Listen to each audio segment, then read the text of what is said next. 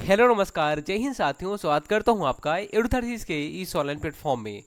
दोस्तों, हम आशा करते हैं आप बहुत अच्छे होंगे और आप अपने एग्जाम की तैयारी में जी तोड़ मेहनत कर रहे होंगे।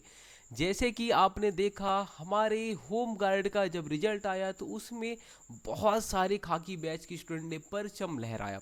ठीक है, हमने तैयारी पुलिस की थी, लेकिन वहाँ पे देखिए होम गार्ड में लोगों ने सक्सेस प्राप्त किया। हम आपको बोलते हैं कि आप बस जो चीज़ें हम आपको बता रहे हैं वो करते जाइए। होम गार्ड का रिजल्ट आपने देखा, बहुत सारे लोग यहाँ पे सक्सेस प्राप्त किए।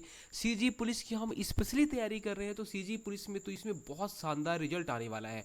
हम आपको यकीन दिलाते हैं, जितने भी बैच में स्टूडेंट हैं, अगर वो सारे के सारे स्टूडेंट जितनी हम बातें बोलते हैं उसको फॉलो कर रहे होंगे, डेफिनेटली उनका सक्सेस 110% है। अगर हम ये मान के चलते हैं कि हमारे बैच में लगभग 400 स्टूडेंट हैं, तो ये 400 में 400 स्टूडेंट का सिलेक्शन होगा। एक भी स्टूडेंट ऐसा नहीं जिसका सिलेक्शन नहीं होगा। हाँ, लेकिन आपको हमारे अकॉर्डिंग चलना पड़ेगा। अगर आप सोचेंगे कि हम ये भी कर लें, हम यहाँ से भी पढ़ लें, चलिए हम एक जगह और से पढ़ लेते हैं, हम एक जगह और से पढ़ लेते हैं, इसका ये अच्छा है, इसका युग का ये कर लेते हैं, कभी नहीं होगा। आप इस बात को लिख के ले लो। इसलिए जितने भी स्टूडेंट का अच्छा अच्छा रिजल्ट आया है, आपने देखा होगा होम गार्ड में, तो उसमें उसका केवल एक ही रीज़न था कि उन्होंने हमने जितनी चीज़ें उनको बोली थी उसको अच्छे से कवर किया था। एक स्टूडेंट ऐसा था जिसका अभी हमने फाइनल में देखा तो उसका 80 के आसपास स्कोर था, लेकिन उसका फिजिकल में बहुत कम नंबर हो गया था, केवल 60 मार्क्स बस लाया था। वो जनरल में आ रहा था, लेकिन उसका देखिए कि वो 60 मार्क्स जनरल में लाने के बाद जब रिटर्न दिलाया तो उसको हमने केवल 75 डेज पहले, वो उसने बोला कि सर हमारे पास 75 दिन है, 75 दिन में हम कैसे तैयारी करें। उसको बताया कि चलिए ये प्रस्ताव आप तैयार कर लीजिए। उसके 80 मार्क्स आए हैं, और उसका रीजन क्या था कि उसने चीज़ों को बस जितना हमने बोला उतना ही फॉलो किया, उसकी इतने शानदार मार्क्स। हाँ, फाइनल सिलेक्शन में उसका नाम नहीं आया, क्योंकि यहाँ पे फिजिकल में बहुत ही कम नंबर हो गया था और जनरल में था, और पोस्ट भी बहुत कम थी। आपने देखा होगा फीमेल की ज़्यादा पोस्ट थी, मेल की बहुत कम पोस्ट थी, इस वजह से। वरना 140 नंबर भी अपने आप में बहुत होता है। अब अगर आप देखेंगे जो हमारा सीजी पुलिस का है, इसमें कहीं ना कहीं मेल का जो पोस्ट है वो ज़्यादा रहेगा, 2/3 मेल का रहेगा, 1/3 फीमेल का रहेगा। तो इसमें आप बोल सकते हैं कि इसमें जो भी फिजिकल निकाले हैं और अच्छे से, मान लीजिए कि अगर किसी का 65 नंबर भी आ रहा है कोई दिक्कत नहीं है, 60 नंबर आ रहा है कोई दिक्कत नहीं है। आप यहाँ पे अगर 70-75 स्कोर कर लेते हैं तो आपका डेफिनेटली सिलेक्शन हो जाएगा। ठीक है, क्योंकि पोस्ट कहीं ना कहीं अगर आप देखेंगे होम गार्ड का कितना था, तो 2200 पोस्ट था। ठीक है, इसमें कितना है, इसका 3 गुना पोस्ट है, तो सीधी सी बात है सिलेक्शन सबका होगा। बस आप अच्छे से मेहनत करिए। सिलेक्शन किसका होगा नहीं ये भी मैं आपको बता देता हूँ। देखिए, जो केवल और केवल मान लीजिए यहाँ पे 55 नंबर लाए हैं या फिर 60 नंबर लाए हैं, ठीक है, चलिए 55 या 60 नंबर लाए हैं, और वो जब रिटर्न का एग्जाम होगा उसमें भी कहीं 50 या 55 नंबर लाएंगे, वही सिलेक्शन से रुकेंगे, बाकी सबका सिलेक्शन हो जाएगा। इसलिए हम आपको यही बोलते हैं कि मान लीजिए अगर आपने 60 नंबर भी लाया है कोई दिक्कत नहीं है, हम आपको जो करा रहे हैं वो कवर करते जाइए, डेफिनेटली आपके अच्छे नंबर पाए आएंगे और आप सिलेक्शन पाएंगे, ये हमारी गारंटी है। बस आप हमारे अकॉर्डिंग तैयारी करते जाइए। चलिए, बहुत सारी बातें हो गई, अब हम अपने काम की बात कर लेते हैं। छत्तीसगढ़ करंट अफेयर को यहाँ कवर करने की कोशिश करेंगे। आज की क्लास में हम जनवरी से मार्च माह में जो घटनाएं घटित हुई थी उसको हम कवर करेंगे। ठीक है, चलिए देखिए। छत्तीसगढ़ नक्सलवादी आत्मसमर्पण पीड़ित राहत एवं पुनर्वास नीति 2025 आई। कौन सी? छत्तीसगढ़ नक्सलवादी आत्मसमर्पण पीड़ित राहत एवं पुनर्वास नीति 2025। ये जो नीति को मंजूरी दी गई है वो 12 मार्च 2025 को। ठीक है, तो नक्सलवादी आत्मसमर्पण पीड़ित राहत एवं पुनर्वास नीति को जो मंजूरी दी गई है वो दी गई है 12 मार्च को।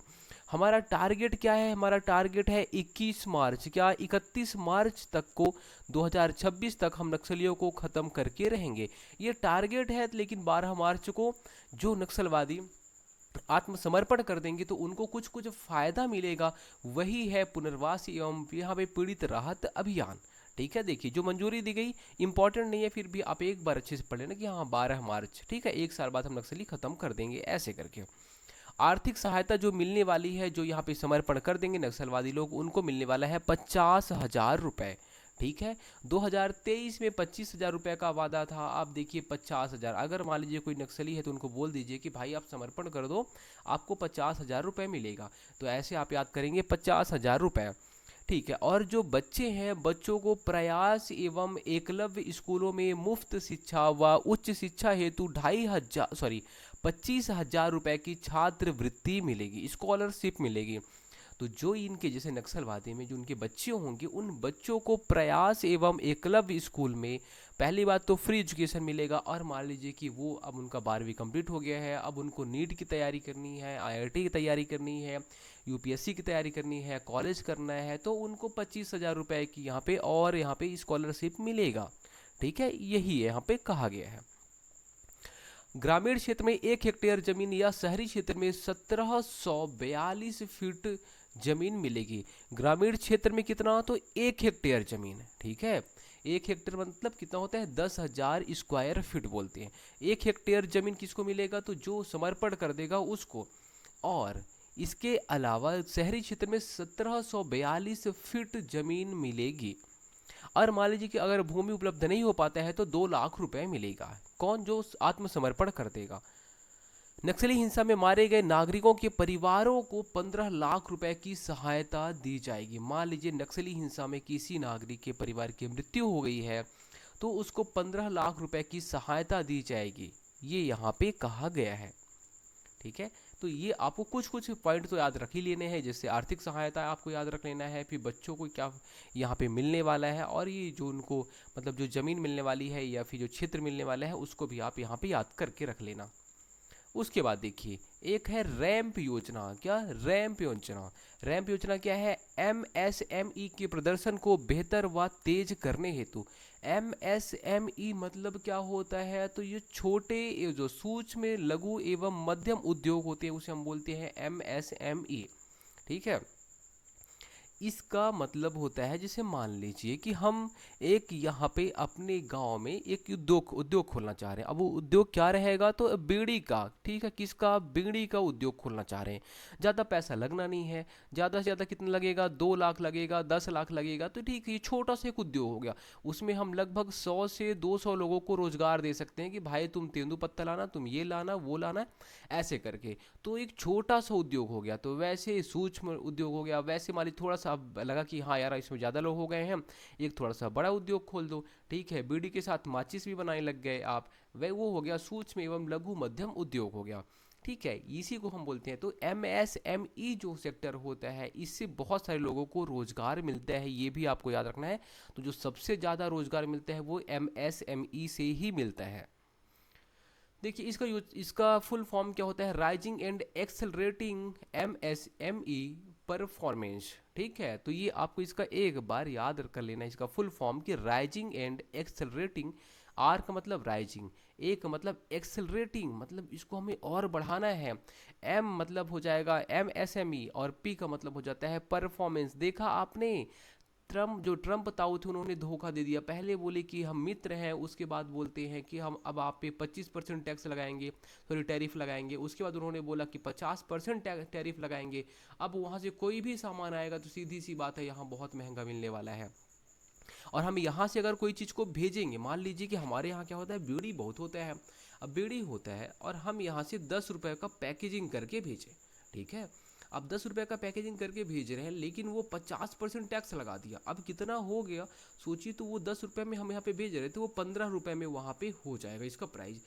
तो सीधी सी बात है, ये क्या हो जाएगा, 15 रुपये। अब वहाँ वालों को क्या लगेगा, इतना महंगा आ रहा है, हम नहीं खरीदेंगे। तो सीधी सी बात है, वहाँ के लोग खरीदेंगे नहीं, इसीलिए टैरिफ लोग बढ़ाते हैं कि जिससे हम यहाँ के उत्पाद को खरीद पाएँ, अपनी जगह के उत्पाद को खरीद पाएँ। दूसरे जो हमारा जो राष्ट्र हो जाएगा, दूसरा जो देश हो जाएंगे, वहाँ के उत्पाद को हम वहाँ पे हतोत्साहित कर पाएँ। इसके लिए होता है यहाँ पे टैरिफ को बढ़ाना। चलिए अब देखिए, मुख्यमंत्री तीर्थ दर्शन योजना। 60 वर्षों से अधिक आयु के लोगों के लिए मुख्यमंत्री तीर्थ दर्शन योजना की शुरुआत की गई।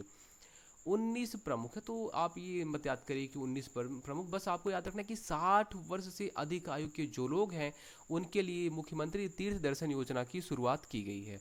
ठीक है, जो फेमस फेमस जगह हैं, जैसे ओंकारेश्वर हो गया, वैष्णो देवी हो गया, कामाख्या हो गया, पुरी हो गया, ये सब जगह पे घुमाना है। तो आपको याद रखना है 60 वर्ष से जो अधिक आयु के हैं उनको ही मुख्यमंत्री तीर्थ दर्शन योजना के थ्रू घुमाया जाएगा, हमें नहीं घुमाया जाएगा। फिर देखिए, छत्तीसगढ़ में होगा उद्यमिता आयोग का गठन। किसका? उद्यमिता आयोग का गठन होगा।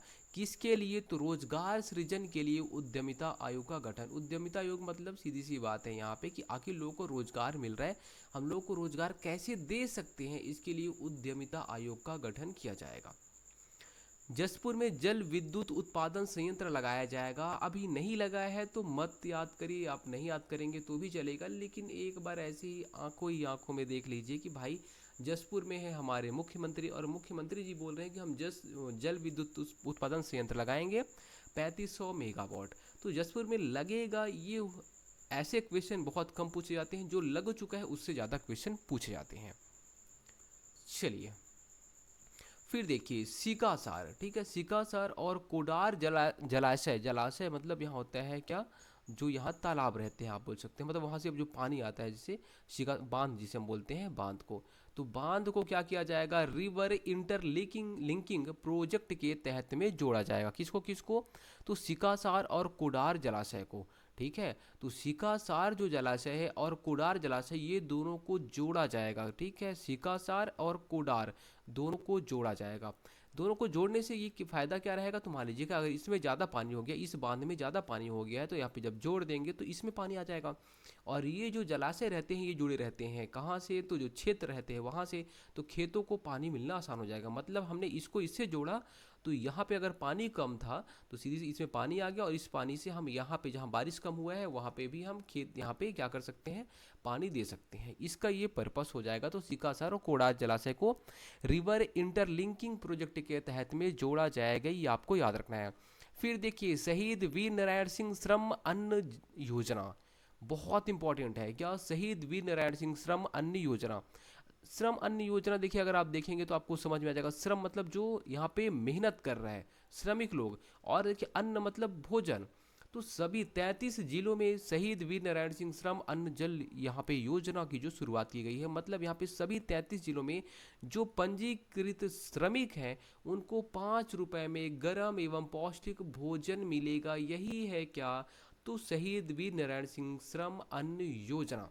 5 रुपए में भरपेट खाना मिलेगा। किसको मिलेगा? जो पंजीकृत श्रमिक हैं। कि कहाँ पे मिलेगा? तो सभी 33 जिलों में मिलेगा।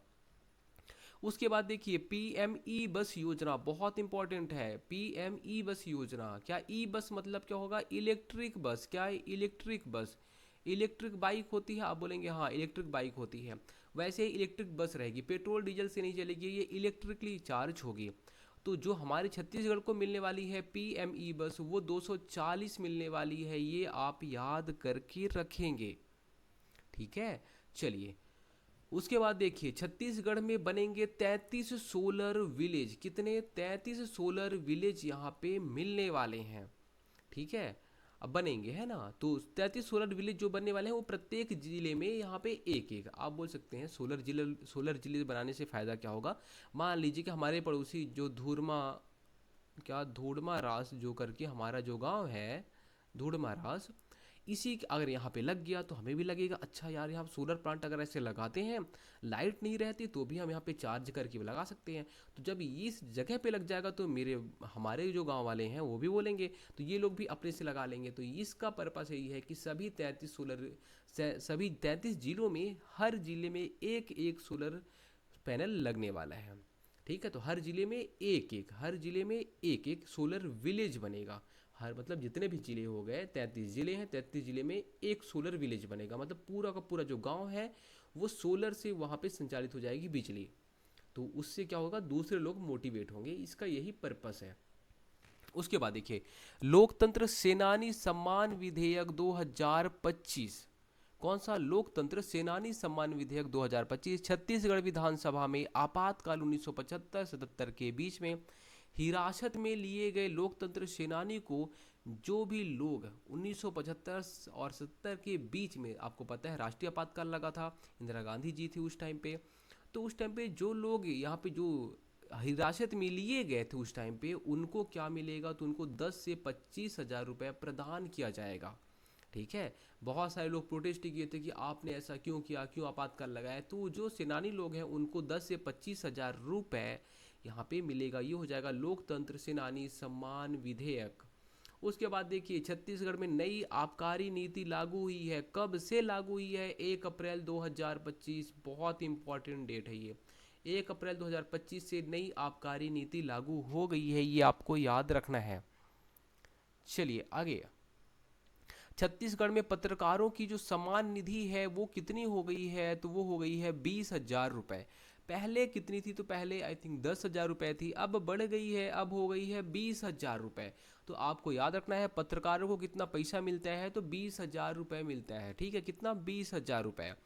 अब देखिए टीबी या क्षय रोग अभियान, क्या टीबी, तो 50 लाख से अधिक जनसंख्या श्रेणी में देश में प्रथम यहाँ पे आया है हमारा छत्तीसगढ़। ठीक है। तो एक्चुअल में हुआ क्या है, तो टीबी मतलब यहाँ पे हमारे यहाँ छत्तीसगढ़ में टीबी में बहुत ज़्यादा कमी की गई है। क्या? टीबी में बहुत ज़्यादा कमी हुई है। ठीक है, अब यहाँ पे लोगों को बहुत कम टीबी हो रहा है। ठीक है, क्षय रोग हो रहा है। तो 50 लाख से अधिक जनसंख्या श्रेणी में छत्तीसगढ़ हमारा देश में प्रथम आया है। संजू देवी, संजू देवी क्या है? तो कबड्डी प्लेयर हैं। क्या है? संजू देवी कबड्डी प्लेयर हैं। क्या पूछता है, कभी कभी एग्जाम में पूछ लेता है कि इनका संबंध किससे है, कौन से खेल से है। संजू देवी कबड्डी प्लेयर। छत्तीसगढ़ का पहला सेमी कंडक्टर प्लांट की स्थापना होगी। किसका? पहला semi conductor plant. Most important है, कितना? तो बोलेंगे मोस्ट मोस्ट मोस्ट इंपॉर्टेंट है। कहाँ पे ये सेमीकंडक्टर प्लांट बनेगा? तो नया रायपुर। कहाँ पे? नवा रायपुर अटल नगर में इसकी स्थापना होने वाली है। बहुत ही ज़्यादा इंपॉर्टेंट है। ठीक है। उसके बाद देखिए 59वां ज्ञानपीठ पुरस्कार, कौन सा? 59वां ज्ञानपीठ पुरस्कार किसको मिला है? तो हमारे छत्तीसगढ़ के साहित्यकार विनोद कुमार शुक्ल जी को मिला है। ठीक है, तो 59वां ज्ञानपीठ पुरस्कार जो साहित्य के क्षेत्र में दिया जाता है वो किसको मिला है? हमारे छत्तीसगढ़ के जो साहित्यकार हैं विनोद कुमार शुक्ल जी, इनको मिला है। इनकी जो पहली कविता है उसका नाम है लगभग जय हिंद। क्या? लगभग जय हिंद। 1971 में इन्होंने लिखा था। कब? 1971 में इन्होंने लिखा था लगभग जय हिंद। तो आपसे एग्जाम में ये भी क्वेश्चन पूछ सकता है कि लगभग जय हिंद किसने लिखा? बोलोगे विनोद कुमार शुक्ल जी ने लिखा। विनोद कुमार शुक्ल जी की पहली कविता कौन सी थी? तो आप ये भी याद रखेंगे लगभग जय हिंद। कब? 1971 में। इसके अलावा विनोद कुमार शुक्ल जी की अन्य कविताएं हैं। अब देखिए कुछ कुछ कविता आप याद रखिए। पहली लगभग जय हिंद, फिर उसके बाद वह आदमी चला गया, सब कुछ होना बचा रहेगा, अतिरिक्त नहीं, कविता से लंबी कविता, आकाश धरती को खटखटाता है, कभी के बाद अभी, कवि ने कहा। ये जो सारी चीज़ें हैं ये आपको याद रखना है। ठीक है, तो आप एक बार में तो याद बिल्कुल नहीं कर सकते, तो इसको आप ट्रिक वगैरह से बना के आप याद करेंगे, क्योंकि यहाँ से क्वेश्चन बहुत ज़्यादा चांस है कि पूछेगा। ठीक है, तो और क्या पूछेगा देखिए मैं अभी आपको और बताता हूँ। एक देखिए अब पहले आप देखिए उपन्यास। उपन्यास कौन कौन से लिखे हैं? नौकर की कमीज, खेलेगा तो देखेंगे, दीवार में एक खिड़की रहती थी, एक चुप्पी जगह, हर घास की छप्पर, हरी घास की छप्पर वाली झोपड़ी, और बौना पहाड़। ये इनके उपन्यास है। और कहानी क्या है? तो गमले में जंगल, गोदाम, एक कहानी, पेड़ पर कमरा, महाविद्यालय। तो आपके एग्जाम में कोई भी एक इसमें से उठा सकता है। ठीक है, अगर उसको बहुत ज़्यादा मतलब बहुत टफ ही करना हुआ तो बोल देगा कि जो एक कहानी है वो किसने लिखी है, या पेड़ पर कमरा जो कहानी है ये किसने लिखी है। आपके एग्जाम में ऐसे क्वेश्चन बन जाएगा। या फिर हरी घास की छप्पर वाली झोपड़ी किसने लिखी है? आप बोलेंगे विनोद कुमार शुक्ल जी ने लिखा है। किसने? विनोद कुमार शुक्ल जी ने लिखा है। तो एटलीस्ट आप इतना याद करके रखिए। ठीक है, एग्जामिनर एक और ऐसे भी क्वेश्चन उठा सकता है कि जो नौकर की कमीज है आखिर वो है क्या? उपन्यास है, कहानी है, कविता है? तो जब आपको ये याद हो जाए तब आप उपन्यास को सेपरेट करना, कहानी को सेपरेट करना, कविता को सेपरेट करना। तो कहानी तो आपको पता ही है कि देखिए गमले में जंगल, तो ये कहानी टाइप का लग रहा है। पेड़ पर कमरा, कहानी जैसे। महाविद्यालय, तो ये कहानी जैसे लग रहा है। उपन्यास, उपन्यास के लिए आप थोड़ा सा कुछ ट्रिक बना सकते हैं कि नौकर है, नौकर जब बोला कि जब खिलेगा तो देखेगा अपने दीवार की एक खिड़की थी, दीवार की एक खिड़की में नौकर बोलता है कि खिलेगा तो हम देखेंगे, और जो उसकी खिड़की थी वो झोपड़ी में बनी हुई थी। ऐसे करके आप याद कर सकते हैं ये उपन्यास के लिए। तो एक ट्रिक बनाइए आप और अपनी ट्रिक के हिसाब से इसको याद करिए, लेकिन याद जरूर करिए, ठीक है। ये फैक्चुअल चीज़ें हैं, उसको आपको वैसे याद करना पड़ेगा। अब देखिए, इंटरनेशनल मास्टर्स लीग 2025 ये कहाँ पे आयोजित हुआ? तो आयोजन हुआ था इसका रायपुर, बड़ोदरा और नवी मुंबई में, 3 जगह पे इसका आयोजन हुआ था। कौन जीता? इंडियन मास्टर्स ने जीता। तो ये आपके एग्जाम में बन सकता है कि जो इंटरनेशनल मास्टर्स लीग हुआ था कहाँ कहाँ पे हुआ था? तो रायपुर में हुआ, गुजरात के वडोदरा में हुआ और नवी मुंबई, 3 जगह पे हुआ था। मास्टर्स लीग का मतलब होता है जो बूढ़े लोग हैं वो लोग क्रिकेट खेलते। अब बोलेंगे बूढ़े लोग कैसे खेलेंगे? अरे बूढ़े मतलब वही जैसे कि जो 45 के आसपास वाले हैं, जो 40+ है, वो लोग यहाँ पे खेलेंगे। सचिन तेंदुलकर हो गए, ऐसे इरफान पठान हो गए, तो ऐसे ये जो लोग हैं ये लोग खेलेंगे। उसको हम बोलते हैं मास्टर्स लीग, ठीक है। उपविजेता कौन है? West Indies masters. फाइनल में मैन ऑफ द मैच कौन जीता? तो अंबाती रायडू ने जीता। किसने? अंबाती रायडू ने जीता।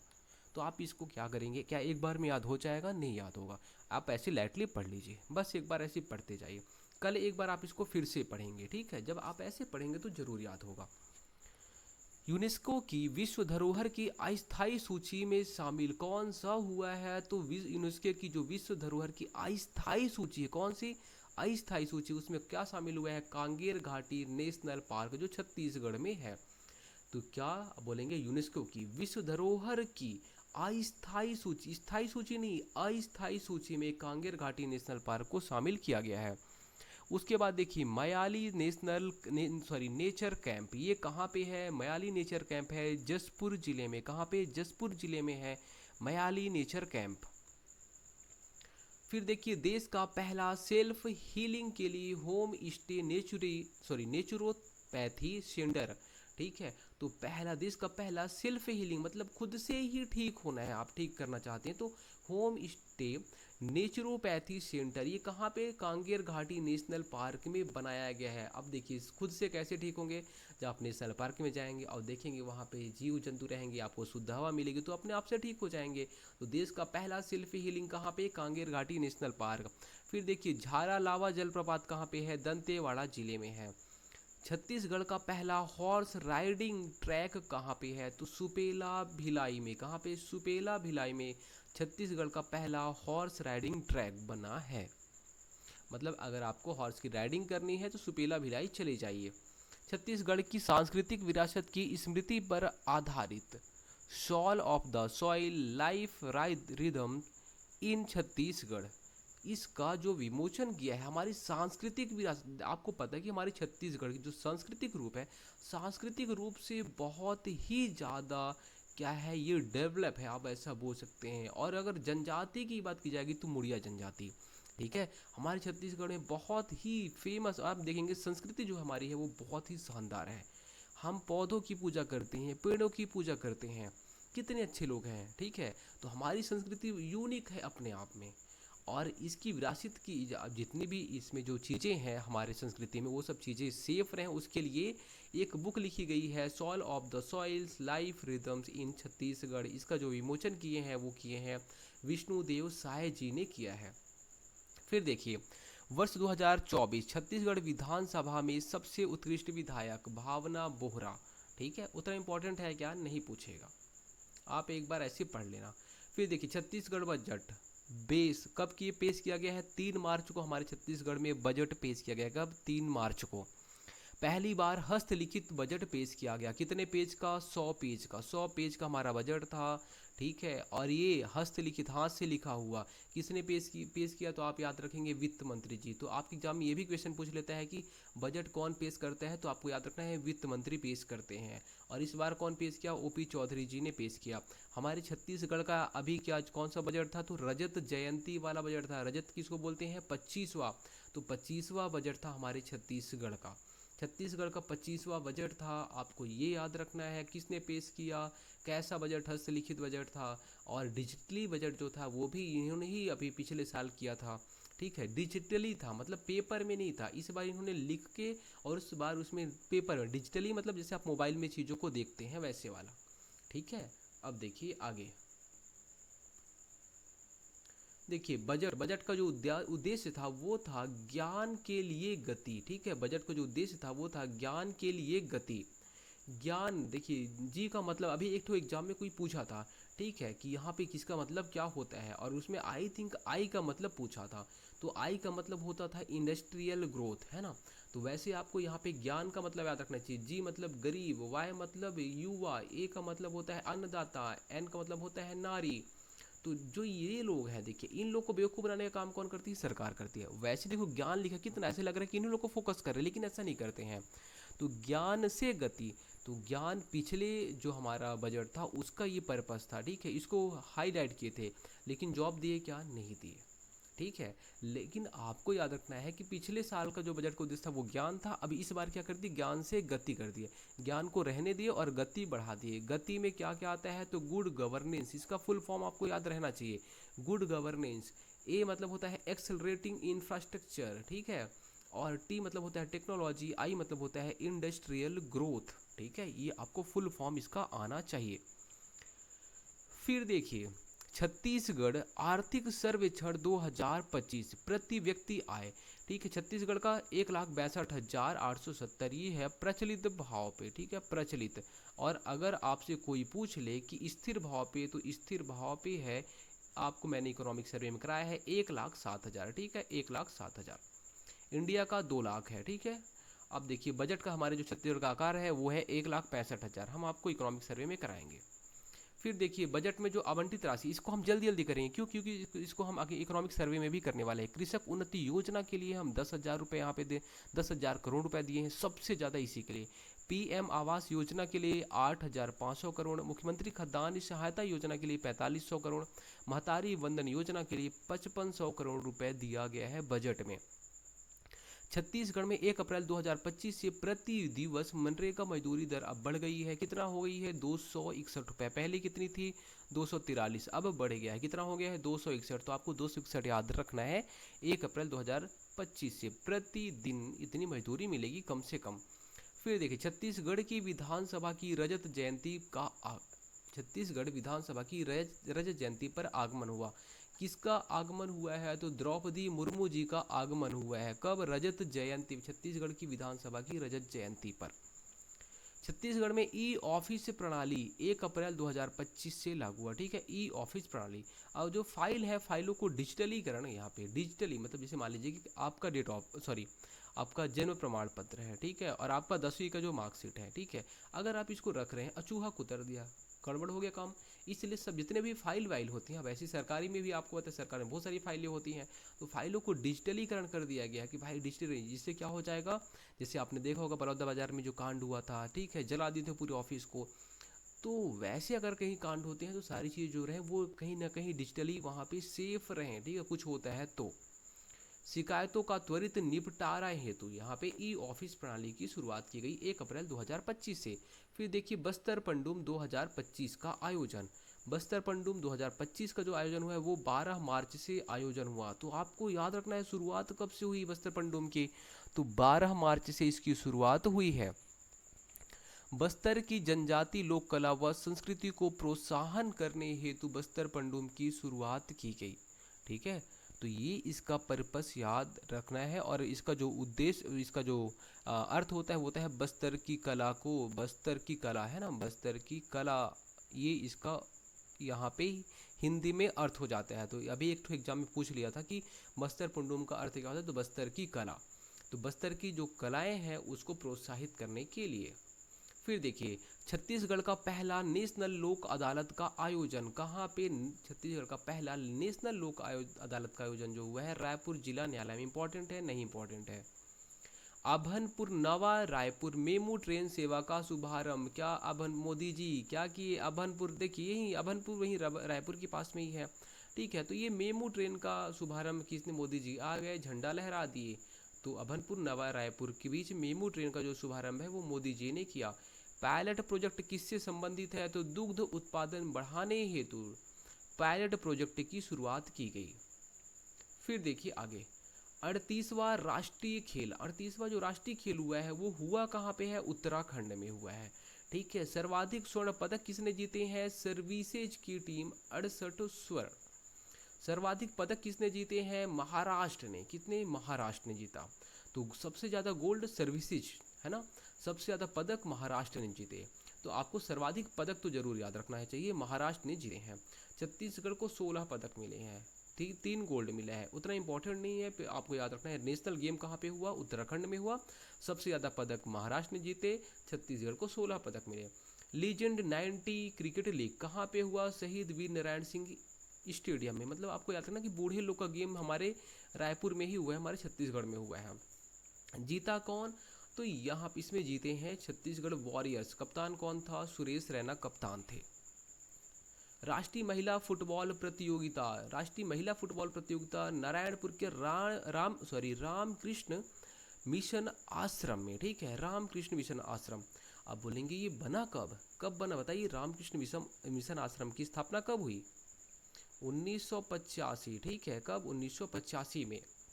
तो आपको याद रखना है रामकृष्ण मिशन नारायणपुर में है, पहली बात। और वहीं पे कहाँ पे? तो बोलेंगे नारायणपुर में फुटबॉल प्रतियोगिता की शुरुआत की गई। तो विजेता कौन हुआ? इंपॉर्टेंट नहीं है, आप याद कर सकते हैं, मणिपुर। उसके बाद देखिए, देश का चौथा साइंस सिटी विकसित होगा। देश का चौथा साइंस सिटी बोलेंगे नवा रायपुर। अब जितनी भी चीज़ें होंगी, बहुत सारी चीज़ें नवा रायपुर में होंगी। मान लीजिए आपके एग्जाम में क्वेश्चन आता है कुछ नया चीज़, थोड़ा सा आपको लगे कि यार ये थोड़ा टेक्निकल नेम है, तो आप नवा रायपुर उसको कर देना। फिर देखिए, लाला अमरनाथ अवार्ड, अमरनाथ अवार्ड मिला है शशांक सिंह को, बहुत इंपॉर्टेंट है, ठीक है। लाला अमरनाथ अवार्ड किसको मिला है? तो शशांक सिंह को मिला है। शशांक सिंह क्रिकेटर, हाँ। कौन सी टीम में? पंजाब नेशनल, पंजाब में है ना, किंग्स 11 पंजाब में। फिर देखिए, राष्ट्रीय खेल में तैराकी में पदक दिलाने वाली पहली महिला खिलाड़ी कौन? भूमि गुप्ता। तो नेशनल गेम में तैराकी में जो पहला पदक दिलाई है वो भूमि गुप्ता ने दिलाया। देश का पहला इको फ्रेंडली केंद्रीय जेल कहाँ पे है? तो केंद्रीय जेल बिलासपुर में। देश का पहला इको फ्रेंडली, क्या इको फ्रेंडली केंद्रीय जेल बिलासपुर में है। मावली मेला कहाँ पे लगता है? नारायणपुर में। छत्तीसगढ़ की पर्वतारोही निशा यादव, निशा यादव का संबंध किससे है? पर्वतारोही हैं। रामाराम मेला का आयोजन कहाँ पे होता है? सुकमा जिले में होता है। ये तो आप कल्चर में भी पढ़ लिए होंगे। उसके बाद देखिए, राज्य की पहली किन्नर सरपंच कौन? तो बोलेंगे सोनू उरांव हमारे छत्तीसगढ़ की पहली किन्नर सरपंच बनी है, ठीक है। ये कहाँ की है? तो एमसीवी की। कहाँ की? एमसीवी जिले की, ठीक है। तो एमसीवी जिले में है, मनेन्द्रगढ़ जनपद पंचायत से ये क्या बनी है? तो सरपंच बनी है, सोनू उरांव। फिर देखिए, जैन आचार्य विद्यासागर जी का स्मारक, आपको हमने बहुत बार इसको पढ़ा ही चुका है कि विद्यासागर जी, ठीक है, ये जैन आचार्य थे। डोंगरगढ़ के चंद्रगिरी पर्वत पर इनका स्मारक बना है। ये क्या किए थे? तो ये जो जैसे जैन धर्म वाले क्या करते हैं, तो ये लोग संथाल होते, मतलब अपना खुद से सुसाइड करते। कैसे? भूख से मतलब खाना पीना सब चीज़ छोड़ के, है ना। जैसे चंद्रगुप्त मौर्य ने किया था वैसे इन्होंने भी किया। तो कहाँ पे? डोंगरगढ़ में चंद्रगिरी पर्वत पर। कौन? तो विद्यासागर जी, ठीक। कौन? विद्यासागर जी। विद्यासागर जी कैसे आचार्य हैं? जैन धर्म के आचार्य हैं। छत्तीसगढ़ के वर्तमान डीजीपी, इंपॉर्टेंट है, आपको याद रखना है, अरुण देव गौतम। कौन से क्रम के हैं? 12वें क्रम के डीजीपी हैं। कौन से? 12वें क्रम के डीजीपी हैं। छत्तीसगढ़ नगरीय निकाय 2025, महापौर के लिए सफ़ेद रंग और पार्षद के लिए गुलाबी रंग कलर यहाँ पे डिसाइड किया गया था। इंपॉर्टेंट है? नहीं यार, ईवीएम में जो बटन थे उसमें महापौर के लिए सफ़ेद और पार्षद के लिए गुलाबी। इंपॉर्टेंट बिल्कुल भी नहीं है। कभी कभी एकदम जब व्यापम वाला सटक जाता है तो ऐसे क्वेश्चन पूछ लेता है, ये वैसे पीएससी वाले ज़्यादा पूछते हैं। छत्तीसगढ़ सरकार द्वारा न्यूनतम समर्थन मूल्य पर धान खरीदी जो हुआ है वो कितना हुआ है? 149.25 लाख मीट्रिक टन। बहुत इंपॉर्टेंट है। और ये सब चीज़ को हम इकोनॉमिक सर्वे में भी पढ़ेंगे। एक बार में आपको डेटा याद नहीं हुआ कोई बात नहीं, हम इकोनॉमिक सर्वे में याद कर लेंगे। टारगेट था 160 लाख मीट्रिक टन का, लेकिन कितना खरीदे? तो 149 लाख मीट्रिक टन खरीद पाए। एमएसपी पर सर्वाधिक जो धान खरीदी हुई है वो कहाँ पे हुई है? मोस्ट इंपॉर्टेंट है, आपको याद रखना ही रखना है, महासमुंद में, ठीक है। तो एमएसपी पर जो सबसे ज़्यादा धान खरीदी हुई है वो हुई है महासमुंद जिले से। फिर उसके बाद देखिए, छत्तीसगढ़ का 5वां टाइगर रिजर्व किसको घोषित किया गया है? तो आप बोलेंगे भोरमदेव अभ्यारण्य कहाँ पे? भोरमदेव अभ्यारण्य। भोरमदेव कहाँ पे है? कवर्धा में है। कहाँ पे? कवर्धा में। तो देखिए छत्तीसगढ़ का पांचवा, छत्तीसगढ़ में कुल कितने टाइगर रिजर्व? 5 टाइगर रिजर्व अभी इसको घोषित किया गया। अभी टोटल कितने हैं? 4 हैं। चौथा कौन सा है? तो टाइगर, चौथा जो टाइगर रिजर्व है वो है जो बना था पिछले साल, Guru Ghasidas Tamor Pingla tiger reserve. Total 4 tiger reserve हैं हमारे छत्तीसगढ़ में, पांचवा घोषित किया गया है भोरमदेव अभ्यारण्य को। उसके बाद देखिए छत्तीसगढ़ नगरीय निकाय 2025, इसमें 5 नगर निगम में महिला महापौर बनी है। तो ये क्वेश्चन बन सकता है कि कुल कितनी महिला महापौर बनी है हमारे यहाँ? तो बोलेंगे टोटल 14 नगर निगम है, 14 में 5 महिला महापौर बनी है। वित्तीय वर्ष 2025-26 में केंद्र सरकार द्वारा छत्तीसगढ़ में रेलवे विकास हेतु कितना पैसा दिया गया है? तो 6,925 करोड़ रुपए दिया गया है। ठीक है, कितना? 6,925 मतलब 7,000 करोड़ रुपए दिए गए हैं रेलवे के विकास के लिए। अब जो रेलवे है वो आप देख रहे होंगे कहाँ कहाँ जोड़ रहे हैं, तो एक तरीके से बस्तर भी जा रहा है ना, इधर रायगढ़ साइड में अच्छे से भी इन लोग ग्रोथ करा रहे हैं। तो ये एक तरीके से पूरा का पूरा रेलवे को जोड़ना है, तो इसलिए यहाँ पे 25% की वृद्धि की गई है पहले की तुलना में। ठीक है, जितना पहले बजट में मिलता था उससे 25% ज़्यादा मिला है इस बार। गोंडवाना मरीन फॉसिल्स पार्क ये कहाँ पे है? एमसीबी जिले में है। Gondwana marine fossils park Bharat का पहला राष्ट्रीय भूवैज्ञानिक स्मारक का दर्जा प्राप्त हुआ है ना। गोंडवाना मरीन फॉसिल्स पार्क आपको हमने पहले भी पढ़ाया है, किसमें? तो आपको हमने पर्यटन में पढ़ाया होगा इसको। तो ये कहाँ पे है? एमसीबी में है, एक बार आया हुआ क्वेश्चन है ये। तो ये एमसीबी जिले में है गोंडवाना मरीन फॉसिल्स पार्क, और ये भारत का पहला राष्ट्रीय भूवैज्ञानिक स्मारक का इसको दर्जा प्राप्त हुआ है। उसके बाद देखिए अबूझमाड़ के नक्सल प्रभावित गांव क्या नाम है? कस्तूरमेटा। आज़ादी के बाद ये पहली बार यहाँ पे मतदान हुआ है। ठीक है, तो आज़ादी के बाद पहली बार कहाँ पे मतदान हुआ है? तो कस्तूरमेटा में। कहाँ पे? कस्तूरमेटा में। और एक पहला गांव सुकमा का जो कि नक्सल प्रभावित मुक्त हुआ है, बड़े से टी, वो आपको हम पढ़ाएंगे अभी बाद में। तो नक्सल प्रभावित गांव जहाँ पे आज़ादी के बाद पहली बार मतदान हुआ है, तो आप बोलेंगे कस्तूरमेटा में। कहाँ पे? अबूझमाड़ में है ये। अबूझमाड़ मतलब नारायणपुर, अबूझमाड़ में। और कस्तूरमेटा गांव का नाम है जहाँ पे पहली बार मतदान हुआ है पंचायत चुनाव में। उसके बाद देखिए वन पारिस्थितिकी तंत्र को ग्रीन जीडीपी से जोड़ने वाला छत्तीसगढ़ जो है वो देश का पहला राज्य बन गया है। क्या है? तो ग्रीन जीडीपी से जोड़ने वाला। अरे भाई अडानी पेड़ काट रहा है, आप ग्रीन जीडीपी से जोड़ रहे हो, वाह! देख रहे हो नौटंकी इनकी। चलिए कोई बात नहीं, आपको तो करंट अफेयर याद करना है, तो आप बोलोगे ग्रीन जीडीपी से वन पारिस्थितिकी तंत्र को जोड़ने वाला देश का पहला राज्य छत्तीसगढ़।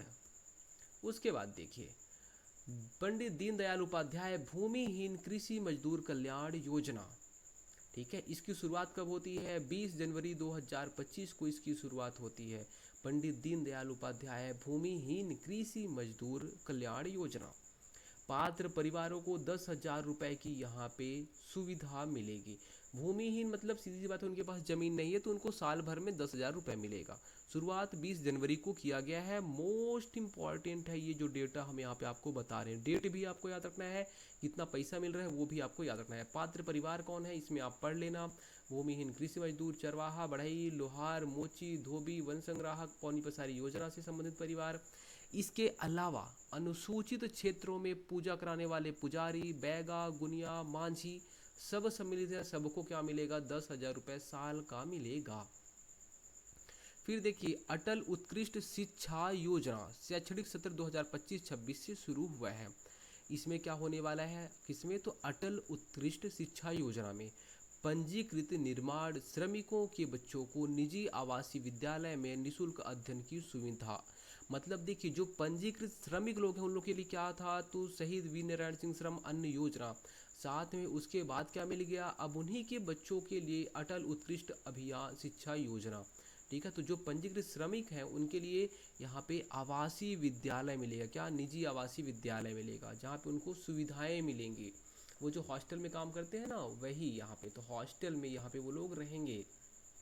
फिर देखिए छत्तीसगढ़ में नगरीय ठोस प्रबंधन से कंप्रेस्ड बायोगैस उत्पादन होगा। ठीक है, इसके लिए भी एमओयू समझौता हुआ है। ठीक है, क्या हुआ है? तो एमओयू हुआ है। किससे किसके बीच में हुआ है? देखिए नगर में आपको पता है, शहर में बहुत सारा कचरा रहता है, लोग भी कचरे होते हैं और वहाँ पे कचरा भी ज़्यादा रहता है। तो इसलिए उसको हम बायोगैस में कन्वर्ट कर पाएँ, इसके लिए छत्तीसगढ़ बायोफ्यूल विकास प्राधिकरण, GAIL India limited, Bharat petroleum corporation limited, BPCL जिसे बोलते हैं हम लोग, ये बीपीसीएल हो गया, ठीक है, गेल इंडिया लिमिटेड हो गया, और बायोफ्यूल विकास प्राधिकरण, इन लोग के बीच में समझौता हुआ है। ठीक है, अभी तो फिलहाल 6 नगर निगम के लिए है, तो आप ये इनके नगर निगम के नाम मत याद करिए, कोई ज़रूरत नहीं, आप भूल जाएंगे। बस आप याद रखिए छत्तीसगढ़ बायोफ्यूल, गेल इंडिया और बीपीसीएल के बीच में समझौता हुआ है कि जो नगर से कचरा निकला है उसको हम क्या करने वाले हैं, बायोफ्यूल में, हम बायोगैस में कन्वर्ट करेंगे। बस हो गया, इतना ही याद रखिए।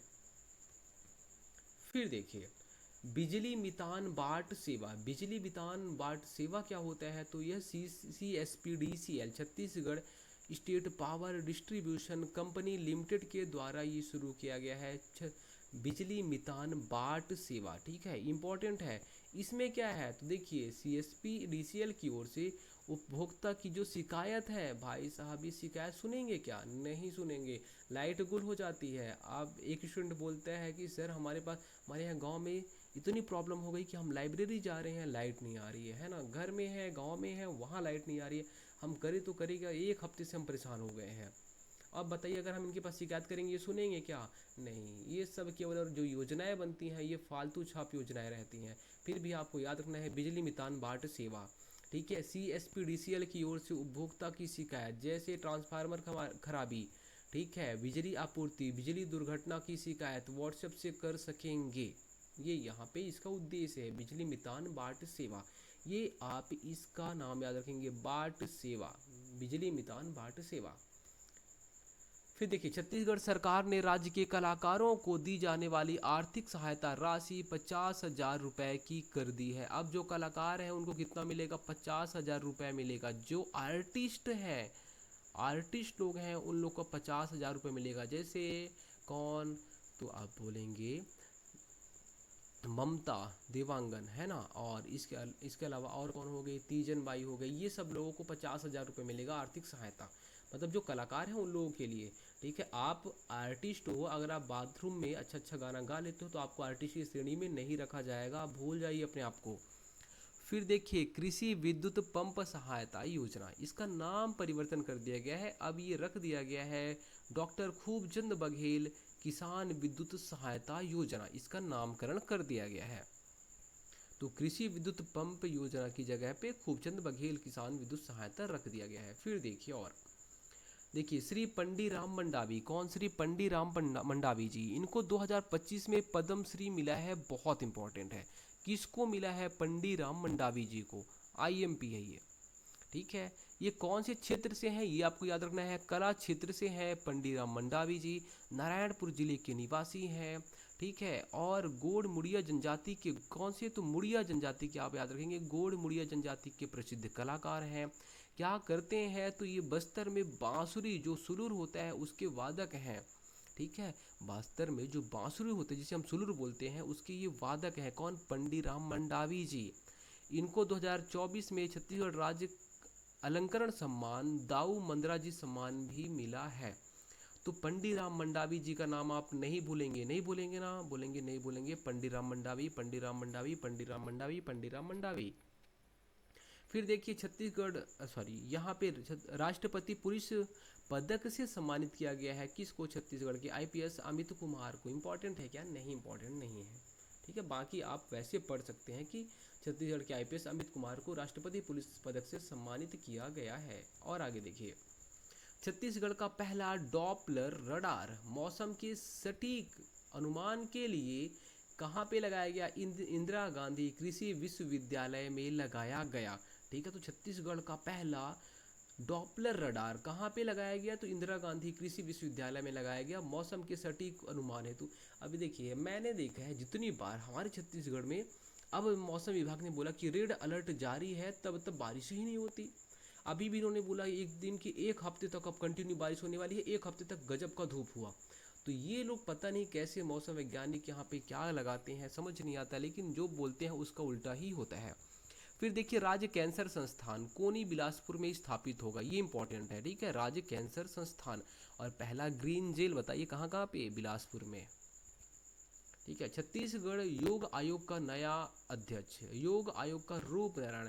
आप बोलेंगे योग से क्या निकलता है, तो बोलेंगे योग से हमारा रूप सुंदर होता है, रूप निखरता है। श्री मोहन शुक्ल जी का निधन हो गया। श्री मोहन शुक्ल जी क्या थे, तो छत्तीसगढ़ के पहले डीजीपी, और ये पीएससी के पहले, सीजीपीएससी के पहले अध्यक्ष भी थे। तो सीजीपीएससी के पहले अध्यक्ष मोहन शुक्ल जी, छत्तीसगढ़ के पहले डीजीपी मोहन शुक्ल जी, इनका निधन हो गया है। तो ये दोनों चीज़ें आपको याद रखना है, क्योंकि ये क्वेश्चन बन सकता है, इंपॉर्टेंट है। फिर देखिए वीणा साहू, क्या वीणा साहू बालोद जिले की निवासी है, भारतीय सेना में लेफ्टिनेंट नर्सिंग ऑफिसर बनी है। कौन, वीणा साहू जी। ये हमारे सेंट्रल लाइब्रेरी आती थी, ठीक है, और वहाँ पे ये पढ़ती थी लड़की। और देखो हमने फिर इनको सर्च किया, अरे भाई ये देख रहे हो इनको, हम इनको करंट अफेयर में पढ़ रहे हैं। लेफ्टिनेंट नर्सिंग ऑफिसर बनी है, बालोद जिले की निवासी, नाम क्या है, वीणा साहू जी। हेमलता मनहर, ये जांजगीर चांपा की निवासी है, ड्रोन दीदी के नाम से मशहूर है हेमलता। हेमलता ड्रोन दीदी, हेमलता क्या चलाती हैं, ड्रोन उड़ाती हैं। फिर वित्तीय स्वास्थ्य सूचकांक नीति आयोग द्वारा जारी किया गया, और पहला स्थान मिला उड़ीसा को, दूसरा स्थान मिला छत्तीसगढ़ को। वित्तीय स्वास्थ्य सूचकांक का मतलब ये होता है कि जो हमारा राज्य है वो ज़्यादा लोन नहीं ले रहा है, और दूसरी बात ज़्यादा कर्जे में नहीं डूबा है, इसका मतलब यही होता है। तो वित्तीय स्वास्थ्य सूचकांक जो नीति आयोग द्वारा जारी किया गया, तो उसमें जो पहला स्थान है वो उड़ीसा का है, मतलब इसकी स्थिति बहुत अच्छी है, ज़्यादा इसको घाटा नहीं हुआ है, न तो ज़्यादा इन्होंने लोन लिया है। और द्वितीय स्थान है छत्तीसगढ़ का। चिरौंजी, चार का वृक्ष जो होता है, ये बस्तर क्षेत्र में है, बस विश्व की रेड डाटा बुक में इसे शामिल कर दिया गया, देख रहे हैं। चिरौंजी, जो चिरौंजी है उसको रेड डाटा बुक में शामिल कर दिया गया है। मतलब एक्चुअल में है क्या, तो ये जो चिरौंजी चार का वृक्ष है, ये बहुत गायब हो रहा है, धीरे धीरे हो सकता है ये ख़त्म ना हो जाए, इसके लिए यहाँ पे इसे रेड डाटा बुक में शामिल कर दिया गया है। अब इसको बचा के रखना है, बस्तर क्षेत्र में ये पाया जाता है। उसके बाद देखिए प्रयागराज महाकुंभ, छत्तीसगढ़ पवेलियन को जो प्रवेश द्वार था उसको हम गौर मुकुट के नाम से जानते थे, ठीक है। छत्तीसगढ़ में भी जब यूपी में आप गए प्रयागराज में जो महाकुंभ लगा था उसमें एक गेट था, ठीक है, आई थिंक गेट नंबर 06 ऐसा कुछ था, 06, उसमें वो छत्तीसगढ़ पवेलियन था, और उसी में ही उस जो छत्तीसगढ़ का प्रवेश द्वार था उसे हम बोलते थे गौर मुकुट, ठीक है। 06 या 011 अभी हमें डाउट है, फिर भी वैसे गेट नंबर तो नहीं पूछेगा, है ना, अब इतना तो नहीं गिर सकता हमारा व्यापम, ठीक है। लेकिन हाँ ये गौर मुकुट का रूप था, ये जरूर पूछ सकता है। तो प्रवेश द्वार को गौर मुकुट यहाँ पे वहाँ पे बना हुआ था। पवेलियन के अंदर छत्तीसगढ़ महतारी की प्रतिमा भी थी, तो जो पवेलियन था उसके अंदर वहाँ प्रयागराज में तो छत्तीसगढ़ महतारी की प्रतिमा भी थी, ये भी आपको याद रखना है। फिर देखिए उपराष्ट्रपति जगदीप धनखड़ जी, अब ये क्या है, तो बोलेंगे रिटायर्ड हर्ट हो गए हैं, खत्म, है ना, ये इन्होंने बोला कि मैं अब हट रहा हूँ। तो उपराष्ट्रपति अभी नहीं है, लेकिन ये आए थे कहाँ पे, गुरु घासीदास केंद्रीय विश्वविद्यालय में, छत्तीसगढ़ का एकमात्र केंद्रीय विश्वविद्यालय गुरु घासीदास केंद्रीय विश्वविद्यालय। अब देखिए आज की हमारी लास्ट स्लाइड है ये, भारत पर्व 2025, गणतंत्र दिवस के अवसर पर भारत पर्व 2025 छत्तीसगढ़ की जो झांकी है उसमें रामनामी समुदाय की झलक दिखी। तो आपको याद रखना है कि जो छत्तीसगढ़ की झांकी थी गणतंत्र दिवस के टाइम पे, गणतंत्र दिवस में झांकियाँ बनाई जाती हैं, तो वहाँ पे अलग अलग राज्यों की झांकी रहती है। तो जो छत्तीसगढ़ की झांकी थी उसमें रामनामी समुदाय की झलक थी। उसमें आप देखेंगे तो जो इंसान रहता है ना रामनामी समुदाय में, तो उनकी जो बॉडी रहती है उनकी बॉडी में टैटू बन रहते हैं, और जय श्री राम राम राम राम राम राम राम ऐसे करके पूरा लिखा रहता है, तो रामनामी समुदाय हो जाता है वो। उसके बाद देखिए राजिम कुंभ मेला, राजिम कुंभ मेला जो इसका आयोजन हुआ है वो 12 फरवरी से 26 फरवरी के बीच में इसका आयोजन हुआ है। क्या 12 फरवरी से 26 फरवरी के बीच में, माघ पूर्णिमा से शुरू होता है, बहुत इंपॉर्टेंट है, माघ पूर्णिमा से शुरू होकर महाशिवरात्रि तक चलता है, ये महाशिवरात्रि तक चलता है, ठीक है। तो माघ पूर्णिमा से लेके महाशिवरात्रि तक चलता है कौन सा, राजिम कुंभ मेला, ये आपको याद रखना है, बहुत ज़्यादा इम्पोर्टेंट है। और 12 फरवरी से शुरू हुआ 26 फरवरी तक, कितने दिन, तो 14 दिन तक ये चला था राजिम कुंभ मेला। दोस्तों इसमें जितनी चीज़ें थी फैक्चुअल थी, हमने इसको पीडीएफ आपको दे दिया था पहले ही। अब हम जो अगली क्लास रहेगी उसमें भी हम ऐसे ही एक बार आपको चीज़ों को समझा देंगे, बाकी आप इसको बार बार पढ़ेंगे। एक बार में याद नहीं होगा, दो बार में याद नहीं होगा, तीन बार में याद नहीं होगा। हम आपको इसीलिए बार बार बोलते हैं कि आप जब इसको 5 से 10 बार पढ़ लेंगे तो आपको डेफिनेटली याद हो जाएगा, फिर आपको कोई भी नहीं रोक सकता कि हाँ यहाँ से कोई क्वेश्चन आया और आप उसको छोड़कर आएँ। तो एग्जाम के पहले करंट अफेयर को आपको कितनी बार कम से कम कर लेना है, तो कम से कम 7 से 8 बार इसको रट लेना है। धन्यवाद।